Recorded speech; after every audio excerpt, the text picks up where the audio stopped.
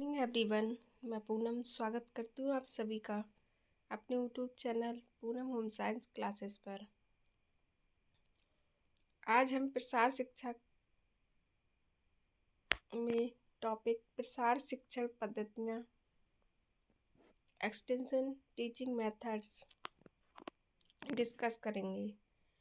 प्रसार कार्यक्रम की योजना बनाने के लिए और उसके निश्चित उद्देश्यों की प्राप्ति के लिए ऐसी कार्य प्रणाली खोजनी आवश्यक है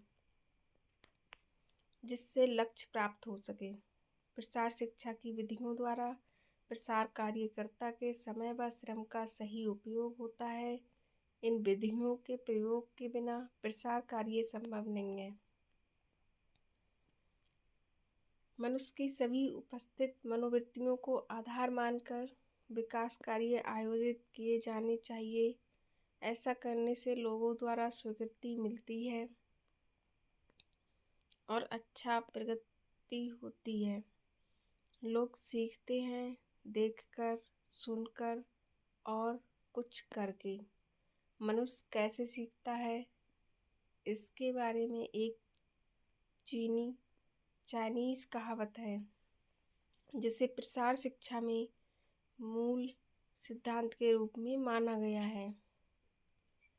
the things which I hear I may forget, the things which I see I may remember, the things which I do, I cannot forget।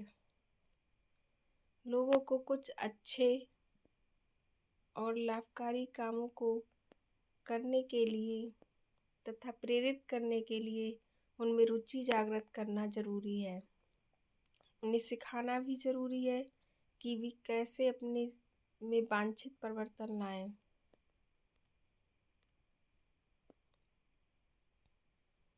इस कार्य हेतु सर्वोच्च प्रकार से शिक्षण की आवश्यकता पड़ती है। धामा के अनुसार, since extension is education and education is the process and bringing about of producing maximum desirable change in human behaviour, there must be some tools to do so. These tools are called extension teaching methods and are popularly called extension methods। प्रसार विधियों का अर्थ, meaning of extension methods. प्रसार विधियाँ वे साधन हैं जो सीखने वाले व्यक्ति अथवा व्यक्तियों तथा प्रसार कार्यकर्ता के मध्य ऐसी परिस्थिति उत्पन्न करते हैं जिसमें सिखाने व सीखने वालों के मध्य संचार संभव हो जाता है। प्रसार विधियों के द्वारा लोगों का सहयोग प्राप्त किया जाता है जिससे प्रेरित होकर वह कार्य करें। उन्हें नए ज्ञान से परिचित कराने के लिए तथा उनके अच्छे परिणाम दिखाने के लिए उनसे संपर्क बनाना आवश्यक होता है और संपर्क स्थापित करने के लिए प्रसार विधियों का होना आवश्यक है, क्योंकि प्रसार विधियों से प्रसार कार्यकर्ता को ज्ञान होता है कि किस प्रकार संपर्क स्थापित किया जाए। संपर्क स्थापित करने के लिए प्रदर्शन, दृश्य सामग्री आदि कई विधियों की व्यवस्था इसके अंतर्गत की गई है। ये प्रसार विधियाँ इतनी अधिक महत्वपूर्ण हैं कि इन्हें प्रसार शिक्षा का अंग कहना भी अतिशयोक्ति नहीं होगी। इस संदर्भ में एस्मिंजर ने कहा है, प्रसार की विधियाँ प्रसार कार्यकर्ता के लिए उतनी ही आवश्यक है जितनी एक मैकेनिक के लिए मशीन, रिंच, पेचकस, घन और हथौड़ा आवश्यक है। एस्मिंजर की परिभाषा एग्जाम में पूछी गई है, इसको याद रखें।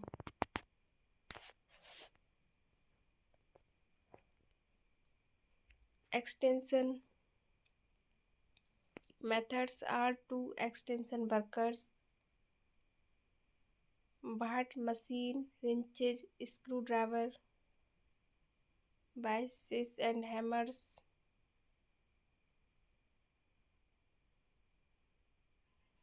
are to the machines. प्रसार विधियों का एकाकी प्रयोग प्रभावशाली नहीं होता है, अतः इस बात की अनुशंसा की गई है कि उन संयोजित रूप से प्रयोग किया जाए। प्रसार विधियों के उचित प्रकार के संयोजित रूप में प्रयोग को सीखने वालों पर सबसे अधिक असर डालने वाला तरीका माना गया है। जैसा कि डॉक्टर सिंह ने बताया है, it is the use of extension methods in proper combination that makes the greatest impact on the learners, and it is the cumulative effect on pupil through exposure to an idea repeatedly over time and results in desired action. It is well established fact that the methods used in suitable combination are far more effective than any one of them alone.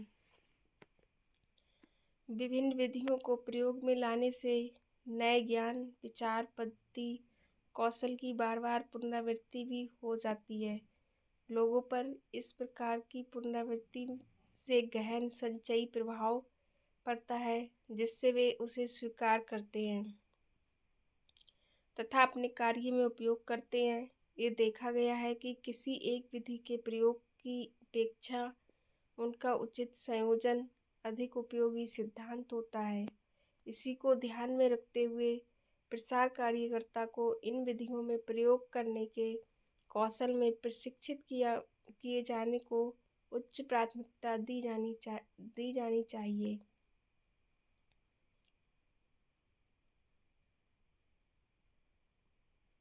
विभिन्न शिक्षण विधियों के संयोजन में जितनी संख्या बढ़ाई जाती है, उतना ही उसका गहरा व ठोस प्रभाव होता है तथा उतना ही अधिक प्रतिशत उन परिवारों को बढ़ाया जाता है उन परिवारों का बढ़ता है जिन्होंने प्रभावित होकर अपने व्यवहार में परिवर्तन लाने का प्रयोग किया है। ओपी धामा के अनुसार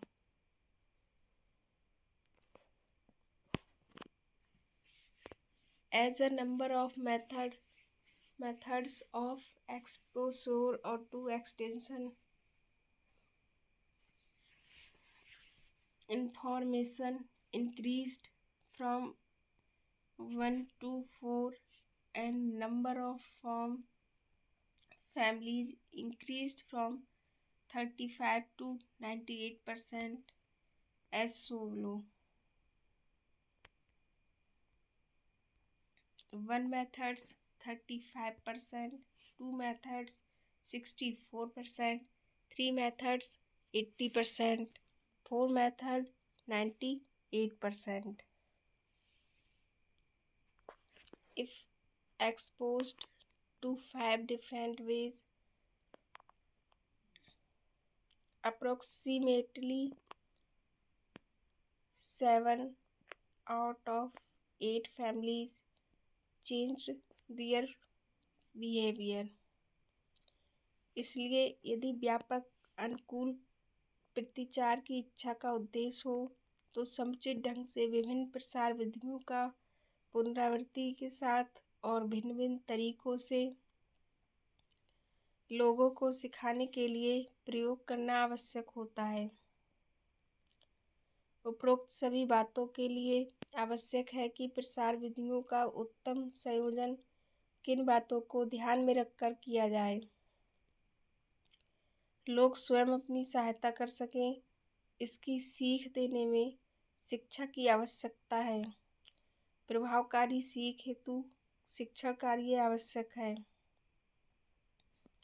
जिसके लिए शिक्षक में विशेष अभिरुचि होनी चाहिए। प्रसारकर्ता के लिए निम्नलिखित ज्ञान का होना आवश्यक है। नंबर 1, तकनीकी ज्ञान अथवा क्या पढ़ाना है। नंबर 2, शैक्षणिक प्रक्रिया की समझ अथवा किस प्रकार पढ़ाया जाए। नंबर 3, प्रसार शिक्षण विधियों का उपयुक्त ढंग से प्रयुक्त करने की कुशलता। नंबर 4, ग्रामीण जनों के साथ कार्य करने में दक्षता अथवा समाजशास्त्र की समस्या। यह कार्य शिक्षा शक्ति द्वारा ही संभव है। सीख प्रभावकारी हो सके, इसके लिए प्रसार कार्यकर्ता परिस्थिति उत्पन्न करता है, जिससे नंबर 1, लोगों को सीखने हेतु अवसर उपलब्ध कराता है। नंबर 2, वांछित सीख हेतु लोगों को मानसिक एवं भौतिक क्रियाकलापों हेतु अभिप्रेरित करता है तथा ये तभी संभव है जब प्रसार शिक्षण विधियों का दक्षतापूर्ण उपयोग किया जाए। प्रसार शिक्षण के उद्देश्य में 4 तत्वों का समावेश होना आवश्यक है। नंबर 1, किन लोगों को सीखना है। नंबर 2, व्यवहार में परिवर्तन जो लोगों में लाना है। नंबर 3, यह विषय वस्तु जो उक्त व्यवहार से संबंधित है। नंबर 4, यह सजीव परिस्थिति इसमें क्रिया संपन्न होती है। उदाहरण के लिए, एक शिक्षण उद्देश्य प्रसारकर्ता में दक्षता उत्पन्न करना हो सकता है। इसमें दक्षता विकसित करना व्यवहार हुआ। प्रसारकर्ता लोग हुए प्रदर्शन आयोजन करना, विषय वस्तु ग्रामीण लोगों के समक्ष सजीव परिस्थिति हुई। इसी प्रकार यदि शिक्षा उद्देश्य लोगों को उन्नत बीज से अधिक लाभ हेतु ज्ञान देना, तो इसमें ज्ञान का विकास व्यवहार हुआ। किसान लोग हुए उन्नत बीज का प्रयोग तथा फल प्रदर्शन क्रिया संपन्न के लिए सजीव परिस्थिति हुई। ग्रामीण जीवन कार्यक्रम में सक्रियता से उन्मुख हो सके, इसके लिए आवश्यक है कि वे कार्यक्रम में उद्देश्यों के विषय वस्तु को समझने तथा सुझाए गए परिवर्तनों को अपनाने की कुशलता प्राप्त करें। अतः प्रसार कार्यक्रम को उपयुक्त तरीके से चलाने के लिए प्रसार कार्यकर्ता को समाज से निकट संपर्क रखना आवश्यक होता है, जिससे वह समाज की व्यावहारिक बातों तथा आवश्यकताओं से अवगत हो सके और साथ ही समाज को प्रेरित करने के लिए और कार्य संतुष्टि प्रदान करने के लिए ग्राम नेता, ग्राम सहायक और अच्छे कृषकों की सहायता के साथ साथ निम्नलिखित प्रकार से कार्य किए जाएं। नंबर 1, जनता का ध्यान आकर्षित किया जाए। नंबर 2, जनता में रुचि पैदा की जाए। नंबर 3, जनता में इच्छा उत्पन्न की जाए। नंबर 4, जनता को समझाया जाए। नंबर 5, जनता से कार्य करवाया जाए। तभी जनता को संतुष्टि होगी और वह प्रेरित हो सकती है। प्रसार शिक्षा के चरण। प्रसार शिक्षा के चरण, स्टेप्स ऑफ एक्सटेंशन एजुकेशन। तो ये 6 चरण हैं और यहाँ से क्वेश्चन यूपीटीजीटी 2021 में 2 क्वेश्चन बने थे। ध्यान आकर्षण और दूसरा क्वेश्चन बना था कि कौन सा चरण नहीं है, तो उसमें ऑप्शन था ध्यान विकर्षण। तो बहुत ही महत्वपूर्ण है प्रसार शिक्षा के चरण। कोई सी ऐसी परीक्षा नहीं है जो गृह विज्ञान से रिलेटेड हो और ये क्वेश्चन ना पूछा गया हो। नेट में कई बार ये क्रम से लगाने को आया है और यूपीएलटी ग्रेड 2018 में क्रम से लगाने को ये क्वेश्चन आया था, तो इसको याद रखें। इसका क्रम याद कर लें, सभी परीक्षाओं में पूछा जाता है, बहुत ही महत्वपूर्ण है, इसलिए इसका क्रम याद रखें। Attention, interest, desire, conviction, action, satisfaction. ध्यान आकर्षण, इंटरेस्ट रुचि, डिजायर इच्छा, कन्विक्शन विश्वास, एक्शन क्रिया, सेटिस्फैक्शन संतुष्टि। ऐसे भी पूछा जाता है कि प्रथम ए का क्या मतलब है, तो आप लगाएंगे अटेंशन। और प्रसार शिक्षा के चरण में सेकंड ए का क्या मतलब है, तो उसका मतलब है एक्शन। ऐसे भी क्वेश्चन पूछा गया है, तो सब तरफ से याद रखें। इसका क्रम आपको याद होगा तो आप गलती नहीं करेंगे।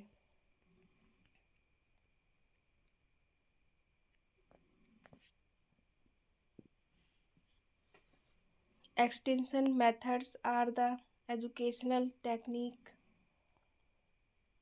and aids, tools and contacting pupil used to create an situation in which communication can take place between the instructor and the learners। Number A, संपर्क विधियाँ, मेथड्स ऑफ कॉन्टैक्ट। शिक्षार्थियों की संख्या के आधार पर संपर्क की निम्न विधियाँ हैं। नंबर 1, व्यक्तिगत संपर्क। नंबर 2, समूह संपर्क। इनसे भी बार बार परीक्षा में क्वेश्चन बनते हैं। इस चैप्टर से 4 से 5 क्वेश्चन परीक्षा में आ जाते हैं, तो इसलिए ध्यान से पढ़ें।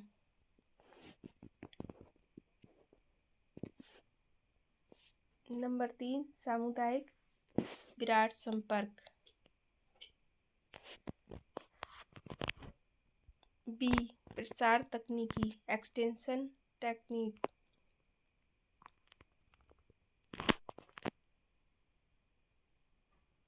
वे शैक्षिक तरीके अथवा माध्यम हैं जिनके द्वारा विचारों या विषय वस्तु का सफल संचार होता है। इनके प्रयोग से शिक्षार्थियों में प्रेरणा उत्पन्न होना आवश्यक है, वरना वह सफल तकनीक नहीं कही जाएगी। सी, श्रव्य दृश्य सामग्रियाँ सुनी तथा देखी जाने वाली सहायक सामग्रियाँ अथवा साधन है जो प्रसार तकनीक में सहायक होकर संचार प्रक्रिया को प्रभावशाली बनाती है। प्रसार शिक्षण विधियों का वर्गीकरण। Classification of extension teaching methods. प्रसार शिक्षण विधियाँ, एक्सटेंशन टीचिंग मेथड्स अनेक हैं। सभी को एक ही स्थान पर, एक ही समय में, एक ही परिस्थिति में प्रयोग नहीं किया जा सकता। किस परिस्थिति में किस विधि का प्रयोग उपयुक्त रहेगा, यह बात प्रसार कार्यकर्ता में बुद्धि एवं विवेक पर निर्भर करती है। एक ही शिक्षण विधि का व्यवहार हर स्थिति में नहीं किया जा सकता। वातावरण एवं परिस्थितियों के अनुरूप ही शिक्षण विधियों का चयन प्रभावकारी सिद्ध हो सकता है।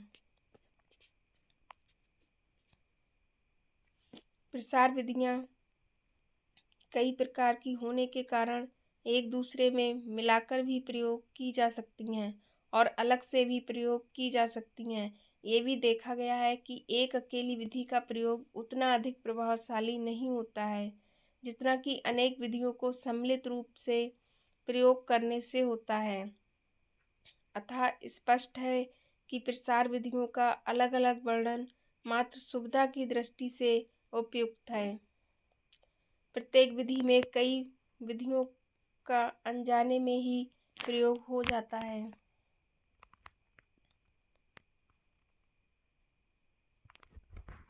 डॉक्टर सिंह के अनुसार A proper understanding of the classification of these extension methods is essential and carrying out extension work successfully.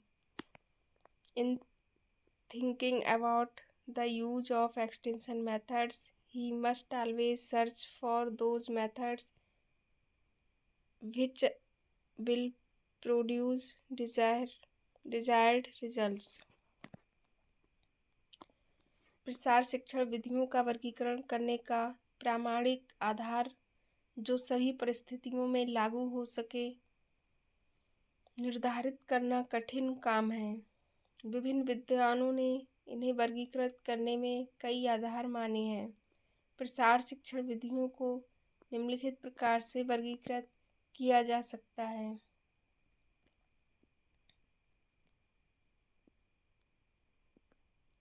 प्रयोग के आधार पर वर्गीकरण,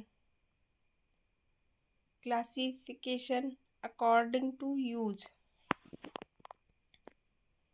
नंबर 1, प्रयोग के आधार पर वर्गीकरण। प्रसार कार्य के अंतर्गत प्रसार कार्यकर्ता को ग्रामीणों से संपर्क बनाना पड़ता है, जिससे वह नए ज्ञान और नई पद्धति को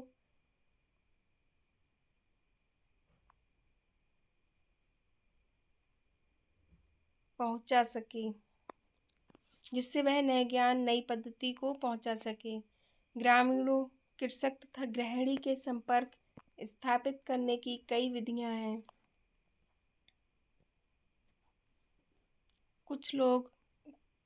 कुछ वार्ड लोगों को व्यक्तिगत रूप से मिलकर बताई जाती है, जिसमें आमने सामने फेस टू फेस संपर्क होता है।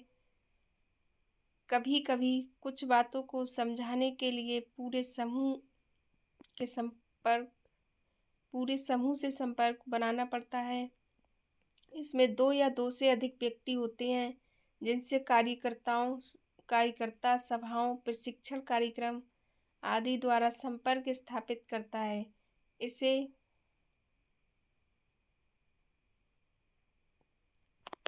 समूह संपर्क कहते हैं। समूह बड़ा भी हो सकता है अथवा छोटा भी रह सकता है। सामूहिक संपर्क कार्यक्रम के अंत में दर्शक अपनी समस्याएं भी सामने रख सकते हैं। इसके अतिरिक्त कभी कुछ सूचनाएं बड़े शिष्ट जनसमूह तक पहुंचानी होती हैं। इसके लिए ब्रॉड जनसंपर्क, मास कॉन्टैक्ट स्थापित करना पड़ता है। ब्रॉड जनसंपर्क प्रसार संस्थाओं, निदेशालयों, मंत्रालयों आदि के द्वारा बनाए जाते हैं। इसके लिए विभिन्न साधन जैसे समाचार पत्र, पत्रिकाएं, लघु पत्रिकाएं, पोस्टर, चार्ट, रेडियो, दूरदर्शन प्रमुख रूप से प्रयोग किए जाते हैं। प्रयोग के आधार पर वर्गीकरण, classification according to use.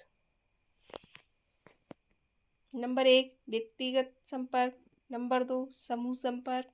Number 3, जनसमूह संपर्क। इंडिविजुअल कॉन्टैक्ट, ग्रुप कॉन्टैक्ट और मास कॉन्टैक्ट। यहाँ से भी पेपर में क्वेश्चन बनता है। यूपीटीजीटी में ये क्वेश्चन आया हुआ है 2021 में। खेत और घर पर संपर्क व्यक्तिगत संपर्क है। Form and home visit. Number 2, कार्यालय में मिलना, office visit. Number 3, telephone calls. Number 4, व्यक्तिगत पत्र। नंबर 5 परिणाम प्रदर्शन, रिजल्ट डेमोन्स्ट्रेशन। तो यहाँ से क्वेश्चन बनता है कि व्यक्तिगत संपर्क में कौन कौन से आते हैं, समूह संपर्क में कौन कौन से आते हैं और जनसमूह संपर्क में कौन कौन से आते हैं। तो ये आपको याद रखना है। समूह संपर्क, ग्रुप कॉन्टैक्ट, विधि प्रदर्शन, मेथड डेमोन्स्ट्रेशन। नंबर 2 व्याख्यान, सभा, समूह चर्चा, lecture, meetings, group discussion. Number 3 प्रशिक्षण कार्यक्रम, भ्रमण, ट्रेनिंग प्रोग्राम, टूर्स। नंबर 4 परिणाम प्रदर्शन, सभा, रिजल्ट डेमोन्स्ट्रेशन, मीटिंग्स, सम्मेलन, कॉन्फ्रेंसेस। नंबर 6 दृश्य साधन, इंडिविजुअल एड्स। जनसमूह संपर्क, मॉस कॉन्टैक्ट में क्या क्या आता है ये भी देख लेते हैं। नंबर 1 मुद्रित सामग्रियाँ, प्रिंटेड मैटर्स, समाचार पत्र, पत्रिका, सूचना पत्र, परिपत्र, विज्ञप्ति। Number 2 poster, chart. नंबर 3 प्रदर्शित पदार्थ, एग्जीबिटेड आर्टिकल्स। नंबर 4 दृश्य साधन, audio visual aids. Number 5 television.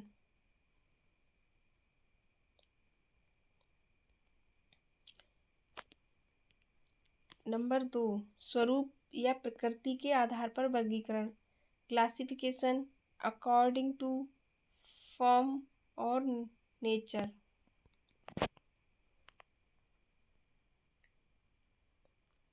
प्रसार शिक्षण विधियाँ किस स्वरूप, आकार या आकृति की हैं, इसके आधार पर भी उनका वर्गीकरण किया जाता है। कुछ शिक्षण विधियों का स्वरूप लिखित रिटन होता है, कुछ का मौखिक स्पोकन तथा कुछ का स्वरूप विजुअल दर्शनीय होता है। लिखित प्रसार शिक्षण विधि में अंतर्गत समाचार पत्र, पत्रिकाएं, परिपत्र, व्यक्तिगत पत्र आदि आते हैं, जिनके माध्यम से प्रसार संदेशों का प्रसारण होता है। कुछ प्रसार विधियों का प्रयोग बोलकर यानी वाणी द्वारा किया जाता है। वाणी द्वारा स्थापित संपर्क प्रत्यक्ष अथवा अप्रत्यक्ष हो सकता है, जैसे सभा संगोष्ठी में भाषण अथवा विचार विमर्श करना, या फिर रेडियो द्वारा किसी सूचना या संदेश को लोगों तक पहुंचाना। इसके अतिरिक्त किन्हीं वस्तुओं, बातों, विचारों, पद्धतियों को दिखाकर ही सिखलाया और समझाया जा सकता है। इस प्रकार का वर्गीकरण दृश्यगत विजुअल कहलाता है। इसमें प्रणाली, प्रदर्शनी, फिल्म, स्लाइड, दूरदर्शन कार्यक्रम, वीडियो कैसेट आदि प्रमुख रूप से उल्लेखनीय हैं। स्वरूप या प्रकृति के आधार पर क्लासिफिकेशन अकॉर्डिंग टू फॉर्म और नेचर। यहाँ से भी परीक्षा में क्वेश्चन बनता है कि लिखित, रिटेन, मौखिक, स्पोकन, दर्शनीय या वस्तुनिष्ठ विजुअल। लिखित में मुद्रित सामग्रियाँ, प्रिंटेड मटेरियल्स, समाचार पत्र, पत्रिकाएं, लीफलेट्स, सूचना पत्र, विज्ञप्ति आदि। नंबर 2 व्यक्तिगत पत्र। Number 3 chart. मौखिक, स्पोकन, ये 2 प्रकार की होती है, प्रत्यक्ष और अप्रत्यक्ष। नंबर 1 प्रत्यक्ष, डायरेक्ट, खेत तथा घर पर संपर्क। नंबर 2 सभा, अधिवेशन, सम्मेलन। नंबर 3 सामूहिक चर्चा। 4 व्याख्यान। नंबर 5 कार्यालय में कॉल्स। अप्रत्यक्ष, इनडायरेक्ट में देख लेते हैं। Number 1 radio, 2 record player, number 3 telephone calls. दर्शनीय या वस्तुनिष्ठ विजुअल। नंबर 1 परिणाम प्रदर्शन, नंबर 2 प्रणाली प्रदर्शन। नंबर 3 प्रदर्शनी। नंबर 4 पोस्टर चार्ट छायाचित्र। नंबर 5 चलचित्र। Number 6 television. 7 स्लाइड। 8 नाटक और 9 कठपुतली। तो इसको याद रखें कि किसके अंतर्गत कौन कौन से आते हैं। यहाँ से परीक्षा में क्वेश्चन बनता है।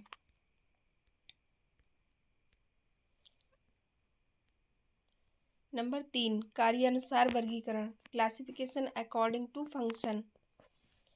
प्रसार शिक्षण में कार्य संपादन के अनुसार भी शिक्षण पद्धतियों का वर्गीकरण किया जाता है। लोगों को प्रसार संदेश बताकर, दिखाकर तथा या करके पहुंचाए जा सकते हैं।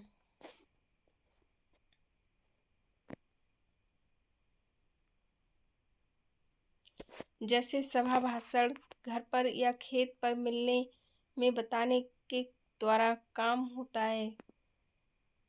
चित्र, पोस्टर, चार्ट प्रदर्शन, अन्य प्रदर्शन करने योग्य वस्तुएं दिखाकर ही शिक्षण का काम हो पाता है तथा किन्हीं विधियों में कारण, अभिनय और निष्पादन का प्रयोग करना पड़ता है। कार्यालय अनुसार वर्गीकरण इस प्रकार का किया जाता है।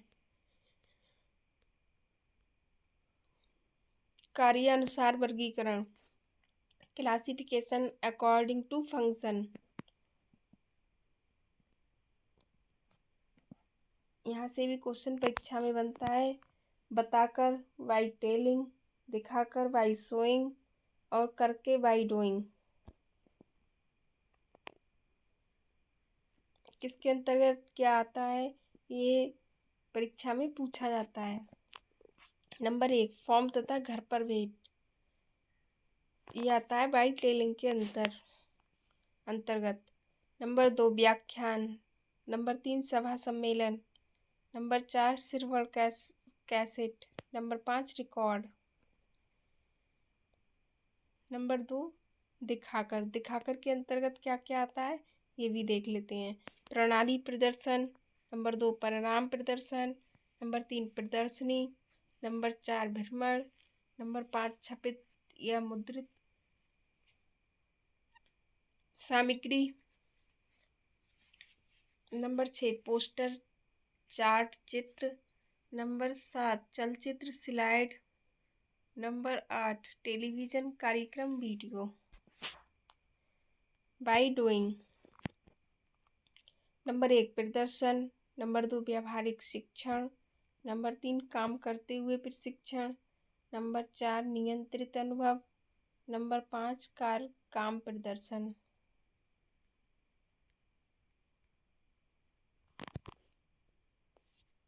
नंबर 4 प्रसार शिक्षण के चरणों के अनुसार वर्गीकरण। Classification according two steps in extension teaching.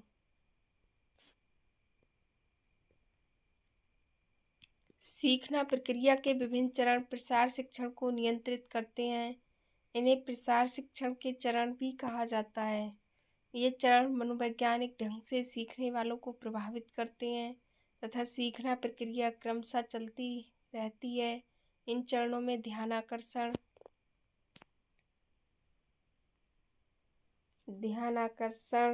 अभिरुचि, आकांक्षा, विश्वास, जानकारी, क्रिया, संतुष्टि तथा मूल्यांकन आते हैं तथा शिक्षण पद्धति तथा शिक्षण साधन का चयन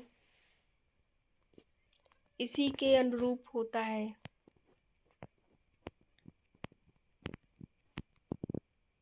प्रसार शिक्षण के चरणों के अनुसार वर्गीकरण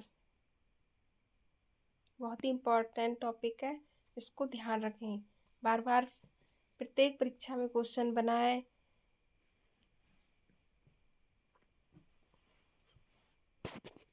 classification according two steps in extension teaching. Number 1 ध्यानाकर्षण, अटेंशन के अंतर्गत क्या क्या आता है देख लेते हैं। नंबर 1 चित्र, पोस्टर, चार्ट। नंबर 2 मुद्रित सामग्रियाँ। नंबर 3 प्रदर्शित सामग्रियाँ। नंबर 4 दृश्यश्रव्य साधन। नंबर 5 अन्य जनसंपर्क साधन। नंबर खेत व घर पर भेंट। नंबर 6 मेला। नंबर 7 सामूहिक चर्चा। नंबर 8 व्याख्यान। नंबर 9 आकाशवाणी वार्ता। अभिरुचि इंटरेस्ट। सभा सम्मेलन, प्रदर्शन, भ्रमण, मुद्रित सामग्री, दृश्य एवं श्रव्य माध्यम, नाटक, पपेट शो, चलचित्र, पोस्टर, चार्ट, सामूहिक चर्चा, मॉडल, ये सब अभिरुचि के अंतर्गत आते हैं। नंबर 3 आकांक्षा, डिजायर। परिणाम प्रदर्शन, सभा, परिपत्र, स्थानीय नेतृत्व, प्रदर्शनी, चलचित्र, साधन दृश्य श्रव्य, अन्य सामग्री, सेमिनार, व्याख्यान। नंबर 4 विश्वास, कन्विक्शन। परिणाम प्रदर्शन, सचित्र समाचार, मुद्रित सामग्री, दृश्य साधन, व्यक्तिगत भेंट, प्रशिक्षण शिविर, यात्रा भ्रमण, सामूहिक चर्चा, दूरदर्शन कार्यक्रम। नंबर 5 नॉलेज, जानकारी। नंबर 1 मुद्रित सामग्री, श्रवण साधन, दृश्य एवं श्रव्य साधन, प्रणाली प्रदर्शन, परिणाम प्रदर्शन, सभा सम्मेलन, प्रदर्शनी, परिचर्चा, वार्तालाप। नंबर 6 क्रिया, एक्शन। प्रणाली प्रदर्शन, व्यक्तिगत संपर्क, फॉर्म तथा घर पर भेंट, वार्तालाप, अधिकारियों तथा विशेषज्ञों से विमर्श, व्यक्तिगत पत्र, मेला, प्रदर्शन, नाटक। नंबर 7 संतुष्टि, सेटिस्फैक्शन। व्यक्तिगत संपर्क, कार्य क्षेत्र भ्रमण, समाचार वृत्तांत, स्टोरीज, परिणाम प्रदर्शन। नंबर 8 मूल्यांकन, इवैल्यूएशन। व्यक्तिगत संपर्क, फॉर्म तथा घर पर भेंट, सामूहिक चर्चा, विशेषज्ञ से परामर्श और परिणाम विश्लेषण।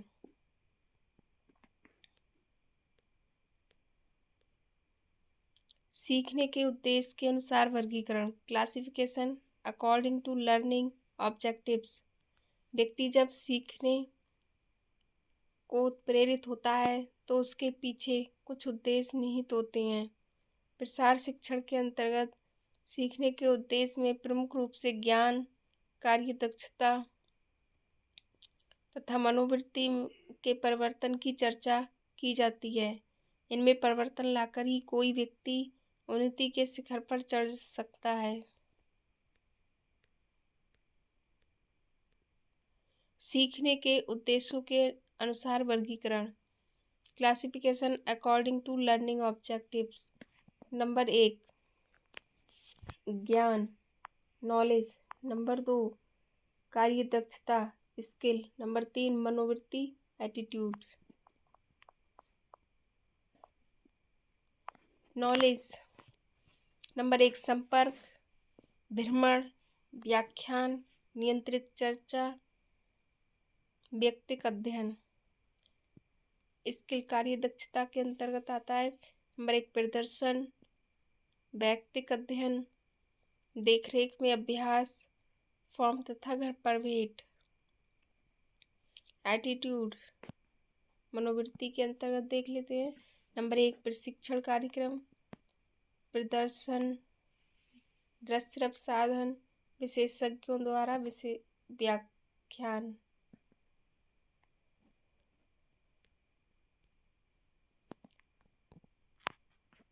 नवाचार, निर्णय प्रक्रिया के चरणों के अनुसार वर्गीकरण, classification according to the stages of innovation decision process. व्यक्ति जब नवाचार या नव परिवर्तन की को अग्रसर होता है तो कई चरणों से होकर गुजरता है। सर्वप्रथम ये संबंधित विविध स्रोतों द्वारा प्राप्त करता है। अगले चरण में वह उन जानकारियों का मूल्यांकन करता है और अच्छाइयों बुराइयों का मूल्यांकन करता है। मूल्यांकन के पश्चात यह निर्णय लेता है तथा कार्य निष्पत्ति में लग जाता है।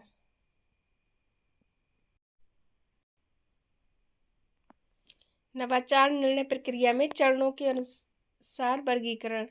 Classification according two stages of innovation decision process. Number 1 जानकारी नॉलेज, नंबर 2 मूल्यांकन इवैल्यूएशन, नंबर 3 निर्णय डिसीजन, नंबर 4 क्रिया एक्शन। नॉलेज के अंतर्गत नंबर 1 छपित सामग्री, नंबर 2 श्रव्य दर्शन साधन, नंबर 3 व्यक्तिगत सामूहिक संपर्क, नंबर 4 परिपत्र, नंबर 5 जनसंपर्क। नंबर 2 मूल्यांकन इवैल्यूएशन। नंबर 1 सभा सम्मेलन, नंबर 2 प्रशिक्षण कार्यक्रम, नंबर 3 प्रणाली परिणाम प्रदर्शन, नंबर 4 छपित माध्यम, नंबर 5 श्रव्य दृश्य माध्यम। नंबर 3 के अंतर्गत निर्णय डिसीजन। नंबर 1 परिणाम प्रदर्शन, नंबर 2 व्यक्तिगत सामूहिक संपर्क, नंबर 3 फॉर्म तथा घर पर भेंट, नंबर 4 कार्यालय में भेंट, नंबर 4 क्रिया एक्शन के अंतर्गत नंबर 1 परिणाम प्रदर्शन, नंबर 2 व्यक्तिगत भेंट, नंबर 3 स्थानीय नेता। ग्रहण करने वालों की श्रेणी के अनुसार वर्गीकरण। Classification according to adopters categories. सीखना प्रक्रिया को मनुष्य का बौद्धिक स्तर, शैक्षणिक स्तर, आयु, सीखने की क्षमता आदि तत्व प्रभावित करते हैं। बौद्धिक और शिक्षण क्षमता में घनिष्ठ संबंध है अतः सीखना इस बात पर भी निर्भर करता है कि सीखने वाले की बुद्धि, सीखने की योग्यता तथा सीखी हुई बातों को ग्रहण करने की क्षमता कैसी है। तीव्र बुद्धि के व्यक्ति मंद बुद्धि के व्यक्ति की अपेक्षा शीघ्र सीखते हैं। ग्रहण करने वालों की को श्रेणीबद्ध करके उनके अनुरूप शिक्षण पद्धतियों का वर्गीकरण इस प्रकार किया जाता है। ग्रहण करने वालों की श्रेणी के अनुसार वर्गीकरण। Classification according to adopters categories. Number 1 शीघ्र ग्रहणकर्ता अर्ली अडॉप्टर, नंबर 2 विलंबकारी ग्रहणकर्ता स्लो अडॉप्टर्स, नंबर 3 अतिकालिक ग्रहणकर्ता लैगार्ड्स। यहाँ से क्वेश्चन हर प्रत्येक परीक्षा में पूछा जाता है। यूपीएलटी ग्रेड, यूजीसी नेट में कई बार क्वेश्चन पूछा गया है। शीघ्र ग्रहणकर्ता अर्ली अडॉप्टर्स के अंतर्गत नंबर 1 सामूहिक जनसंपर्क, नंबर 2 कार्यालय में भेंट, नंबर 3 फॉर्म तथा घर पर भेंट, नंबर 4 प्रदर्शन, नंबर 5 सभा सम्मेलन। नंबर 2 विलंबकारी ग्रहणकर्ता के अंतर्गत स्लो अडॉप्टर्स, नंबर 1 व्यक्तिगत संपर्क, नंबर 2 परिणाम प्रदर्शन, नंबर 3 जनसंपर्क, नंबर 4 भ्रमण, नंबर 5 खेतों पर भेंट। और लैगार्ड्स के अंतर्गत कौन कौन से आते हैं? नंबर 1 स्थानीय नेता, नंबर 2 भ्रमण, नंबर 3 मित्र संबंधी। तो ये क्वेश्चन परीक्षा में बार बार पूछा जाता है कि अर्ली अडॉप्टर कौन है, स्लो अडॉप्टर और लैगार्ड।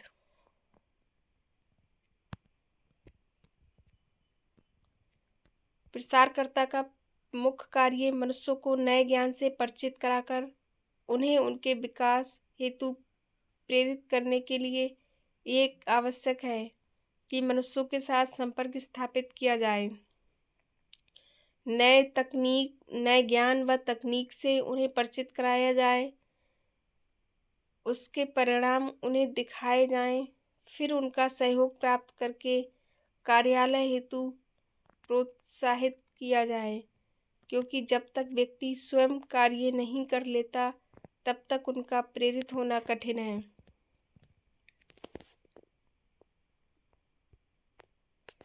प्रसार शिक्षण विधियों का संयुक्त प्रयोग, combined use of extension teaching methods. प्रसार शिक्षण विधियों के संयोजन से संबंधित विभिन्न शोध या अनुसंधान, सर्वेक्षण और अध्ययन विशेषज्ञों द्वारा समय समय पर निरंतर होते रहते हैं। इसमें अनुभवाश्रित ज्ञान और अध्ययन को भी जोड़ लिया जाता है। इस प्रकार से प्राप्त अनुभव पर कई शिक्षा शास्त्रियों ने इनके सम्मिलित और संयोजित रूप की अनुशंसा की है। शिक्षा शास्त्रियों ने इस बारे में विभिन्न प्रयोग किए और कार्य के अनुरूप प्रसार शिक्षण विधियों के संयोजन को कुछ हद तक निर्धारित करने का प्रयास किया है। प्रसार कार्यकर्ता अपने अनुभव से उन पद्धतियों में स्थानीय परिस्थितियों के अनुसार परिवर्तन भी ला सकता है। कार्यक्रम को सफल बनाने के लिए प्रसारकर्ता को अनेक शिक्षण विधियों का सम्मिलित प्रयोग करना चाहिए। सूपे के अनुसार ये प्रमाणित हो चुका है कि प्रसारकर्ता ने जब मात्र एक प्रसार शिक्षण विधि द्वारा अपनी बात लोगों तक पहुंचाई तो इसका प्रभाव ग्रामीण परिवारों के लगभग 1/3 भाग पर पड़ा। जिन क्षेत्रों में 3 विधियों प्रदर्शन, दृश्य माध्यम तथा छपित सामग्रियों का प्रयोग किया गया, वहां 2/3 लोगों की कार्य दक्षता में अंतर पाया गया और जहां 5 शिक्षण विधियों का प्रयोग किया गया वहां 90% परिवारों ने कार्य निष्पादन के बेहतर ढंग को अपनाया। इसके अतिरिक्त कुछ क्षेत्रों में 9 शिक्षण विधियों का प्रसारकर्ता ने प्रयोग किया और उन्हें 98% सफलता प्राप्त हुई।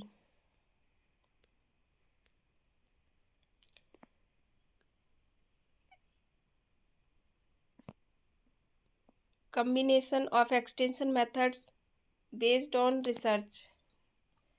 उद्देश्य पर्पज संयुक्त रूप से प्रयुक्त शिक्षण विधियां। Teaching method used in combination. Number 1, दृष्टिकोण, ज्ञान एवं कौशल में परिवर्तन लाने के लिए। ये क्वेश्चन यूपीटीजीटी 2021 में पूछा गया था। नंबर 1, व्यक्तिगत, सामूहिक तथा जनसंपर्क। नंबर 2, प्रणाली एवं परिणाम प्रदर्शन। नंबर 3, सामूहिक चर्चा। नंबर 4, संचार माध्यम। 2 के अंदर ज्ञान के संचार और प्रसार के लिए। For communication of knowledge and extension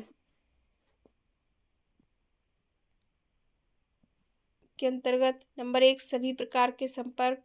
number 2, सभा सम्मेलन। नंबर 3, सामूहिक चर्चा। नंबर 4, स्थानीय लोगों तथा नेता द्वारा। नंबर 3, उन्नत कृषि विधियों एवं तकनीकों का प्रचार प्रसार।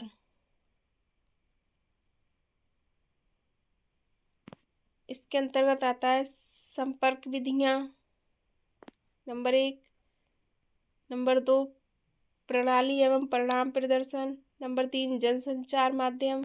नंबर 4, प्रशिक्षण शिविर। नंबर 4, उन्नत विधियों एवं तकनीकों का अंगीकृत करना। इसके अंतर्गत नंबर 1, व्यक्तिगत, सामूहिक एवं जनसंपर्क। नंबर 2, लाभान्वित व्यक्तियों का व्याख्यान। नंबर 3, प्रणाली एवं परिणाम प्रदर्शन। नंबर 4, सभा सम्मेलन अधिवेशन। 5, flannel graph. Number 6, flash card. Number 7, प्रशिक्षण शिविर। नंबर 8, टेलीविज़न, रेडियो, चलचित्र और स्लाइड। उपरोक्त विवरण से स्पष्ट है कि प्रसार शिक्षण विधियों का संयुक्त प्रयोग अनेक प्रकार से लाभदायक सिद्ध होता है। प्रसार विधियों में संयोजन के प्रभावी तत्व। Factors affecting the combination of methods. Number 1, कितनी विधियां उपलब्ध हैं। नंबर 2, कार्यक्रम में इन विधियों में इन विधियों से कितने योगदान की अपेक्षा रखी जा सकती है? नंबर 3, व्यक्तिगत, सामूहिक और विराट संपर्क के अंतर्गत आने वाली विधियों का कौन सा संयोजित समूह किसी विशेष कार्य की योजना के लिए सर्वश्रेष्ठ है? नंबर 4, कितने समय तक उसे एक क्षेत्र में चलाना है? नंबर 5, किस प्रकार का कार्यक्रम हाथ में लिया गया है, अर्थात उससे किस प्रकार की सूचना या कौशल को दिया जाना है? नंबर 6, किस प्रकार के कौशल युक्त व्यक्तित्व का प्रसार कार्यकर्ता उपलब्ध है? नंबर 7, किस प्रकार के लोगों तक सूचना को पहुंचाना, अर्थात ये जान लेना भी आवश्यक है कि किस आयु में पुरुष अथवा स्त्री कैसी शैक्षिक योग्यता, विचारों एवं मनोवृत्तियों के लोगों तक पहुंचाना है तथा अन्य मानवीय विशेषताओं को समझना भी आवश्यक है। नंबर 8, स्थानीय सामान्य परिस्थितियों जैसे मौसमी कार्य, स्थानीय हालतें, विचार विमर्श के लिए मिलने का स्थान, स्थानीय संगठनों की व्यवस्था तथा नेतृत्व आदि की कैसी हालत है? नंबर 9, धन संबंधी तथा अन्य संसाधन जैसे सामग्री, यातायात के जरिए परिवहन तथा अन्य सुविधाएं जो प्रसार विधि के प्रयोग के लिए जरूरी हैं, क्या हैं? नंबर 10, इन सभी बातों की जानकारी पर आधारित उचित विधि उचित अनुपात में और उचित समय पर प्रयोग की जानी चाहिए। उपरोक्त सभी विधियों की सही समझ नहीं होने से प्रसार कार्यकर्ता परिस्थिति, स्थान और समय के अनुरूप सही विधि का प्रयोग नहीं कर पाता है, इसलिए उसका कार्यक्रम असफल हो सकता है। इसलिए धामा के अनुसार A proper understanding of extension methods is essential in carrying on extension program successfully. A lack of this understanding resulting in casual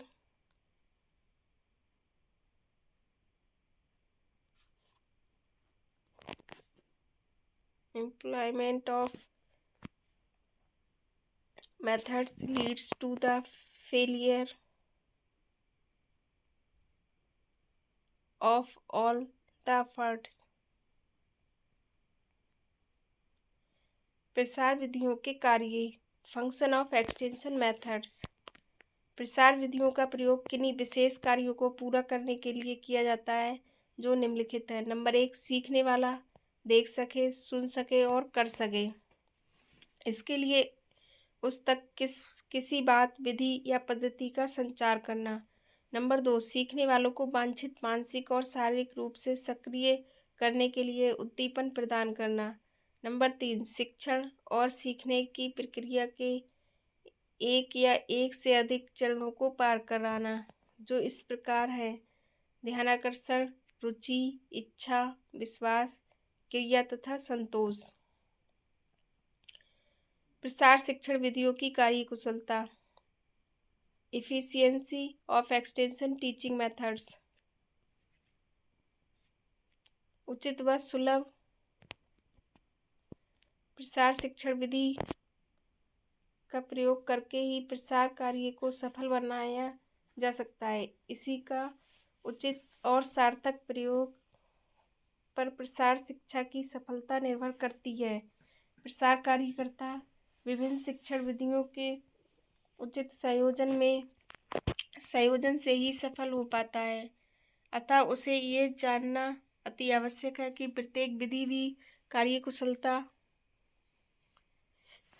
क्या है, किस परिस्थिति में किस विधि का किस तरह से प्रयोग करना ठीक रहेगा और कौन सी विधि अधिकतम लाभकारी और असंतुष्टिदायक रहेगी, ये जानना भी आवश्यक है। वास्तव में कार्यकुशलता से तात्पर्य किस दिशा में कौन सी विधि कितना प्रभाव जनमानस पर डालती है से है, अर्थात जनसमुदाय को उस विशेष संदेश अनुरूप कार्य करने के लिए किस सीमा तक प्रेरित और प्रोत्साहित करने में सफल होती है। प्रसार विधियों के चुनाव, प्रयोग और सफलता के विषय में कोई अन्य नियम नहीं बनाया जा सकता। कि कौन सी विधि सभी परिस्थितियों में सफल सिद्ध होगी, परंतु विधि ऐसी चुननी चाहिए जिसके माध्यम से अधिक लोगों तक अक्सर और कम खर्च में पहुंचा जा सके। उचित विधि, उचित संयोजन, उचित क्रम तथा उनको विविध रूपों में बारंबार दोहराना आदि बातें सफलता प्रदान कर सकती हैं।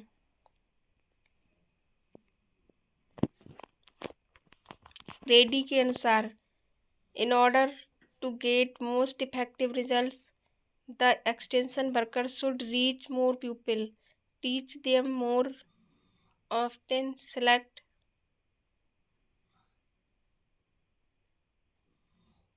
appropriate method, have a suitable combination, use them in proper sequence, have repetition in a variety of ways, and keep down the cost per contact। विद्वानों ने प्रसार विधि के चयन में जिन बातों को महत्व दिया है वे हैं श्रोता ऑडियंस का स्तर और उनकी संख्या, शिक्षण के उद्देश्य, विषय वस्तु, प्रसार संगठन के कार्य करने की व्यवस्था, प्रसार कार्यकर्ता की संख्या, संचार माध्यमों एवं उपलब्ध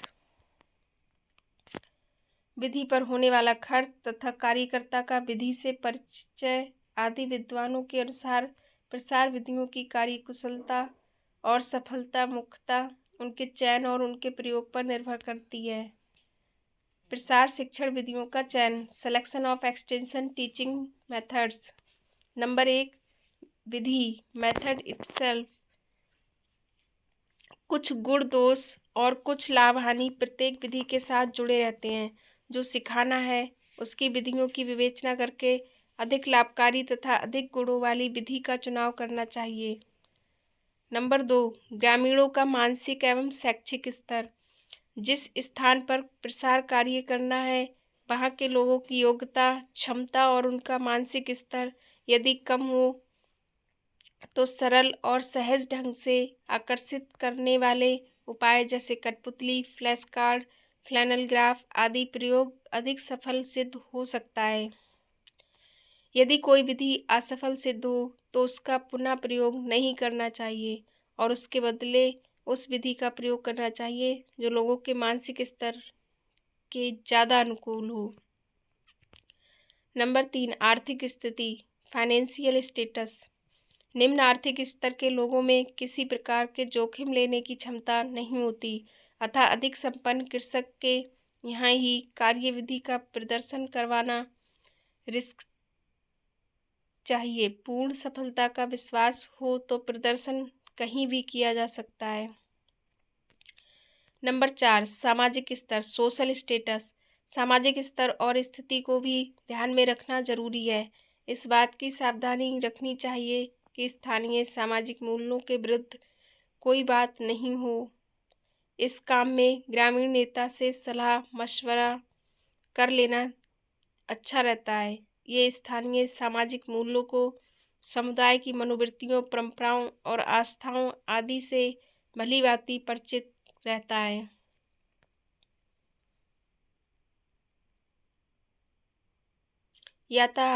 यातायात सुविधाएं, ट्रांसपोर्टेशन फैसिलिटीज़। प्रसार कार्यकर्ता को काम के सिलसिले में एक स्थान से दूसरे स्थान तक आना जाना पड़ता है अतः उसे ऐसी विधियां ही प्रयोग में करनी चाहिए जिन्हें आसानी से एक स्थान से दूसरे स्थान तक ले जाना संभव हो।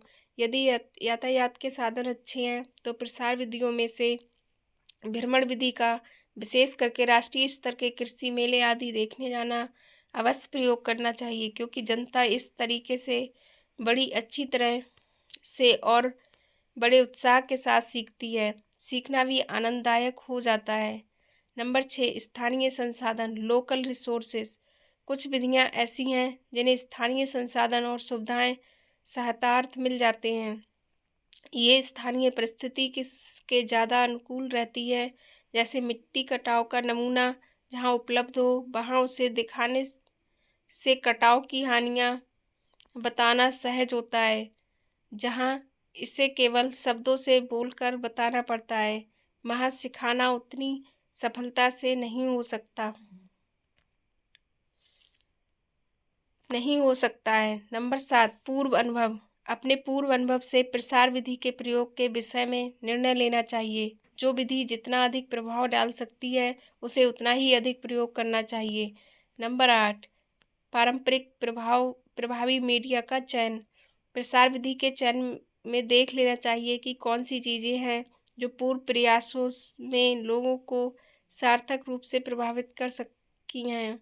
कुछ पारंपरिक मीडिया जैसे कठपुतली, लोक नृत्य, लोक कथाओं पर आधारित नाटक, प्रवचनवाचक, बाउल, स्वांग, नौटंकी, हरिकथा, पंडवानी आदि ग्रामीणों को बड़े प्रिय होते हैं और इनके ताने बाने में प्रोकर तैयार की गई नई बात, नए संदेश का उन पर अनजाने में गहरा और स्थायी प्रभाव पड़ता है। नंबर 9, प्रसार कार्यकर्ता की निजी क्षमता। किस विधि का चयन किया जाए, इसमें प्रसार कार्यकर्ता की निजी क्षमता को भी आंक लेना चाहिए। किसी विधि के प्रयोग में प्रशिक्षित होकर और उसके प्रयोग में अपनी क्षमता पर पूर्ण रूप से आश्वस्त होकर ही उसके चयन का निर्णय लेना चाहिए। नंबर 10, विधियों का संयोजन, कॉम्बिनेशन ऑफ मेथड्स। कई विधियों का जहाँ प्रभावकारी असर हो सकता है वहाँ उनका संयोजित और सम्मिश्रित रूप भी प्रयोग करने का निर्णय लेना चाहिए। नंबर 11, शिक्षण विधियों का सम्मिलित प्रयोग, combined use of many teaching methods. संदेशों के सफल संचार के लिए जरूरी है कि मास मीडिया, स्थानीय प्रसार संगठन, विशेषज्ञ तथा नेता के द्वारा मिलकर विविध रूप से और अपनी स्थानीय परिस्थितियों के अनुकूल प्रसार विधियों का प्रयोग किया जाए। तभी लोगों के तौर तरीके और कार्यों, मोड्स ऑफ एंड एक्शंस में परिवर्तन लाना संभव है।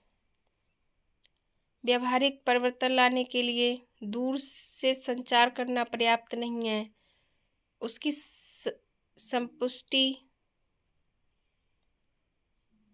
तत्स्थानीय प्रदर्शन, ऑन द स्पॉट डेमोन्स्ट्रेशन या सीधे संपर्क से अर्थात बातचीत से करना जरूरी है। लोगों के मन में कुछ आशंकाएं और कठिनाइयां हो सकती हैं, इनका स्पष्टीकरण जरूरी है। जो लोग असमंजस की स्थिति में रहते हैं उन्हें आश्वस्त करना जरूरी है। इस प्रकार से तरह तरह की विधियों को आपस में मिलाकर प्रयोग करने से प्रसार विधियों की सक्षमता में वृद्धि होती है और जब इन्हें विविध माध्यमों के द्वारा कराया जाए तो इनका प्रभाव और भी बढ़ जाता है। प्रसार विधियों का प्रयोग, यूज ऑफ एक्सटेंशन मेथड्स। प्रसार विधियों की क्षमता के अनुरूप उनका चयन किया जाना ही पर्याप्त नहीं है, बल्कि प्रसार विधि का प्रयोग भी एक खास तरीके से ही होना चाहिए, अतः उनके प्रयोग के संदर्भ में निम्नांकित कार्य करने चाहिए। नंबर 1, कितनी विधियां प्रयोग के लिए उपलब्ध हैं। नंबर 2, हर विधि को उसकी दशा के अनुसार एक सेट पैटर्न पर सफलतापूर्वक प्रयोग करना चाहिए।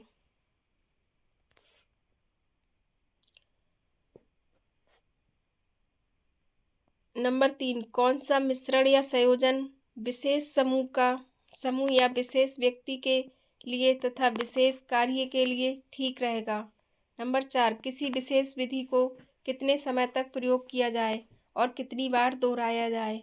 नंबर 5, किस विधि के द्वारा जनता को मालूम हो सकता है कि कार्य का लक्ष्य क्या है।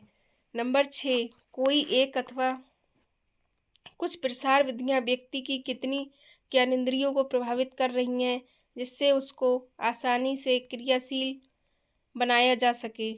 अधिक से अधिक ज्ञानेंद्रियों को प्रभावित करने वाली विधियां ज़्यादा सफल होती हैं। अध्ययन से पता लगता है कि प्रसार विधियों की कार्य कुशलता और प्रभावोत्पादकता के संदर्भ में अनम्य नियम नहीं बनाया जा सकता है। रेड्डी के अनुसार no single rule of thumb can be given for the selection and use of the various extension methods given to ensure success in all situations. परंतु इतना अवश्य कहा जा सकता है कि वे विधियाँ अधिक प्रभावपूर्ण हो सकती हैं, जिनमें लोगों से अधिक सामीप्य की सुविधा हो। इसलिए व्यक्तिगत संपर्क के अंतर्गत आने वाली विधियाँ सबसे अधिक प्रभावशील होती हैं, और दूर से कुछ बता देना, जो ब्रॉड संपर्क के अंतर्गत आने वाली विधियों में होती हैं, वह अपेक्षाकृत अधिक गहन प्रभाव नहीं डाल पाता है, परंतु एक ही पुष्टि दूसरे से करने से प्रभाव द्विगुणित हो जाता है। ग्रामीणों को नवीन जानकारी देने का मुख्य साधन ग्राम सेवक, प्रगतिशील कृषक या जागरूक गृहिणी आदि होते हैं। इसके बाद प्रदर्शन और भ्रमण का स्थान है। सर्वेक्षणों में पाया गया है कि अमेरिका में समूह विधियों से 32%, व्यक्तिगत विधियों से 25.4% और ब्रॉड संपर्क विधियों से 23.3% जनता को प्रभावित करना संभव हो सका है। ग्रामीणों का शिक्षा स्तर, उनकी भूमि की सीमा, सामाजिक आर्थिक दशा, कार्यकर्ता में विश्वास, उनकी आयु आदि कुछ अन्य कारक भी हैं जो नव ज्ञान के प्रसार को प्रभावित करते हैं। जैसे पढ़ी लिखी गृहिणी या कृषक बताई गई बात को बिना मेहनत के कम समय में बिना विशेष विधियों के संयोजन से इस्तेमाल किए हुए ही समझ जाते हैं। इतना ही नहीं, प्रसार विधियों के प्रयोग में उचित क्रम और आपसी तालमेल एवं सही तारतम्यता, प्रॉपर सीक्वेंस बनाए रखना भी जरूरी है। प्रसार विधियों का उद्देश्य होता है कि सीखने वाला कृषक अथवा गृहिणी देखकर या सुनकर या करके सीखे। दूसरी बात है, सिखाने वाले की पहुंच अधिक से अधिक लोगों तक हो, तथा तीसरी बात है कि लोगों में आत्मविश्वास बनाया जाए। अब इन तीनों कामों को देखते हुए यही कहा जा सकता है, उचित तारतम्यता के साथ कई विधियों के प्रयोग से तीनों काम होते रहे हैं। ये बात ध्यान में रखना जरूरी है। अतः पूर्ण योजना तभी बनती है जब इन तीनों काम को करने के लिए प्रसार विधियों को उचित क्रम में संयोजित और व्यवस्थित कर लिया जाता है।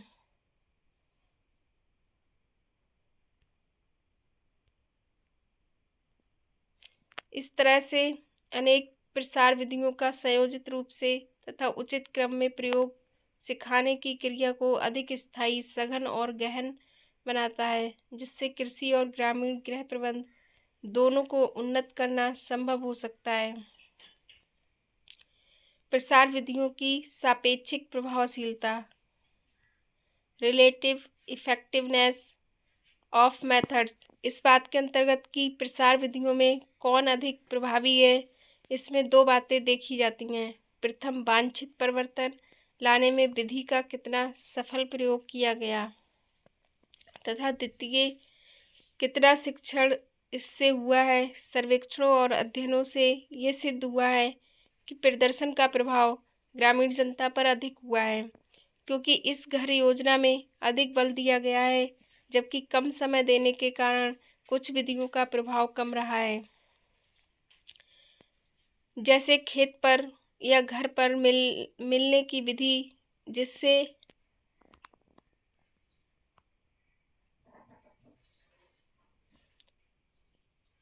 इससे ऐसा निष्कर्ष निकलता है कि जिस विधि पर विशेष बल दिया जाता है,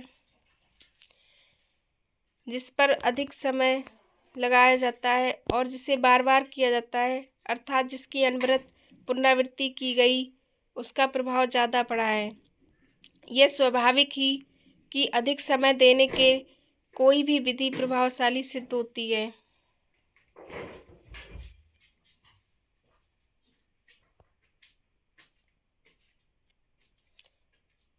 इसके अतिरिक्त सर्वेक्षणों से ये बात भी सिद्ध हुई है कि एकांकी विधि के प्रयोग की अपेक्षा कई विधियों को साथ मिलाकर या क्रम में व्यवस्थित करके प्रयोग करने का प्रभाव ज़्यादा पड़ा है। प्रसार विधियों के श्रेष्ठ संयोजन के सघन प्रभाव को विश्व भर में विशेषज्ञों ने एकमतता से माना है। सफल कार्यकर्ता सभी प्रसार विधियों को प्रयोग करना जानता है, परंतु जब वह इनसे कुछ को मिलाकर उनका एक श्रेष्ठ संयोजन तैयार करके प्रयोग करता है, तभी वह सफल कहलाता है, क्योंकि तभी उसका प्रयास अपना अच्छा फल दिखाता है। इस प्रकार से देखा जाए तो हम पाते हैं कि यद्यपि प्रत्येक प्रसार विधि के प्रयोग के लाभ होते हैं और अलग अलग प्रयोग करने से लाभ कम हो सकते हैं, परंतु यदि इनका सर्वश्रेष्ठ संयोजन करके प्रयोग किया जाए तो इनसे अधिकतम लाभ मिलते हैं। प्रसार शिक्षण विधियों को प्रभावित करने वाले तत्व, factors affecting extension teaching methods. सर्वोत्तम प्रसार शिक्षण विधि को कई कारक प्रभावित करते हैं, यथा विषय वस्तु की प्रकृति और लक्षित उद्देश्य। सर्वश्रेष्ठ शिक्षण विधि वह होती है जो विषय वस्तु के अनुरूप हो। कृषि या गृह विज्ञान विविध क्षेत्रों से संबंधित व्यापक विषय है। इसके अंतर्गत सिखाए जाने वाले काम भी अत्यंत अथक, क्या सिखाना है, क्या बताना है, उसी के अनुसार शिक्षण विधि का चुनाव करना चाहिए। इसी प्रकार यदि गृहिणी को कोई पौष्टिक व्यंजन बनाने की विधि बतानी है तो प्रदर्शन करके बताना श्रेष्ठ होता है, क्योंकि इस विधि के अंतर्गत करके सीखना, लर्निंग बाय डूइंग, मौका दिया जाता है। यदि कृषक को बैंक से ऋण लेने के बारे में जानकारी देनी है तो उसका सबसे सर्वश्रेष्ठ तरीका है, सबसे अच्छा तरीका है विचारों का आदान प्रदान। समूह छोटा ही रखना ठीक है, क्योंकि उसमें उन्हें प्रश्न पूछने, जिज्ञासा मिटाने तथा अपनी कठिनाइयों के बारे में बोलने का मौका मिलता है। इसके उपरांत ही उन्हें इन सब के समाधान के बारे में बताया जाना लाभकारी होता है।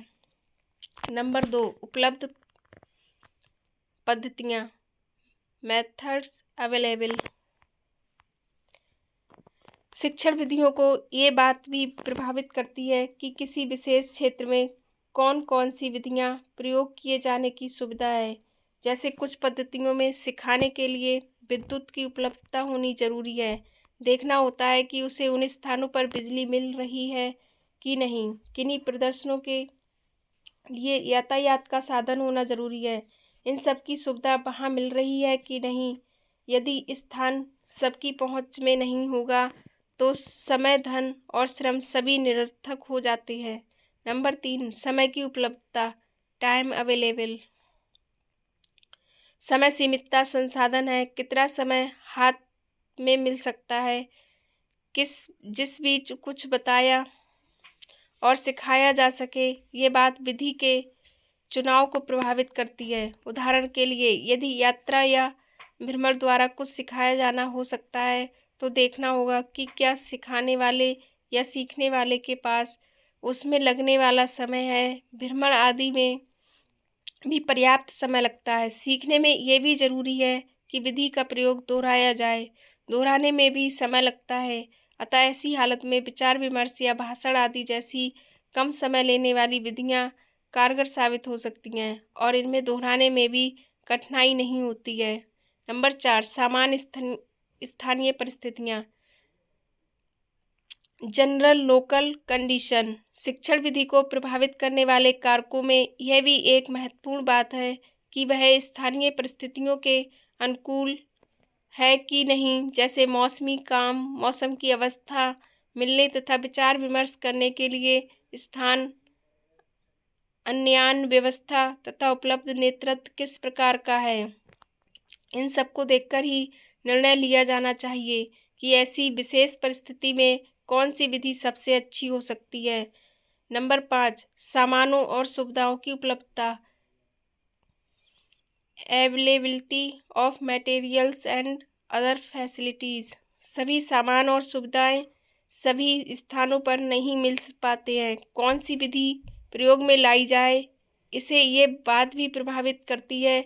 उदाहरण के लिए यदि जिन विधियों में प्रोजेक्टर, ऑपरेटर तथा जनरेटर का प्रयोग किया जाना है, उन्हें ऐसे स्थल पर प्रयोग नहीं किया जा सकता है जहां इन सबको पहुंचाने, ट्रांसपोर्ट का जरिया ना हो। इनसे संबंधित किन चीज़ों का वहां पर पहले से रहना जरूरी है तथा इसमें लगने वाले खर्च की पूरी व्यवस्था है कि नहीं, आदि बातों पर भी विधि का चुनाव आधारित है। इसमें उस धनराशि को भी सम्मिलित किया जाता है जिसकी आवश्यकता पड़ सकती है। नंबर 6, शिक्षक की रुचि तथा योग्यता, इंटरेस्ट तथा एबिलिटीज ऑफ द टीचर। शिक्षकों की प्रायः किन्हीं विधियों के प्रति रुचि होती है और किन्हीं विशेष विधियों के प्रयोग में उन्हें महारत हासिल रहती है। इसलिए प्रसार विधि का चयन करने में अपनी रुचि, क्षमता और कुशलता का अनुमान लगा लेना अच्छा रहता है, परंतु अन्य प्रभावी विधियों में भी रुचि बढ़ानी चाहिए। नंबर 7, विधियों की प्रभावशीलता, इफेक्टिवनेस ऑफ द मेथड्स। विभिन्न अनुसंधानों से पता लगता है कि जहाँ कौन कौन सी विधि अधिक प्रभावशाली तरीके से काम कर सकती है। जैसे भारतीय ग्रामीण जनता सिनेमा से अधिक प्रभावित होता है। प्रसार विधि का चुनाव अनुभव के आधार पर भी किया जाता है। तो आज का ये टॉपिक यहाँ पर समाप्त होता है। यहाँ से बहुत सारे क्वेश्चन बनते हैं, तो आप इसको ध्यान से पढ़ें, याद रखें। Thank you for watching the video. Please अगर वीडियो अच्छी लगी हो तो चैनल को सब्सक्राइब करें, वीडियो को शेयर करें एंड लाइक करें। Thank you so much.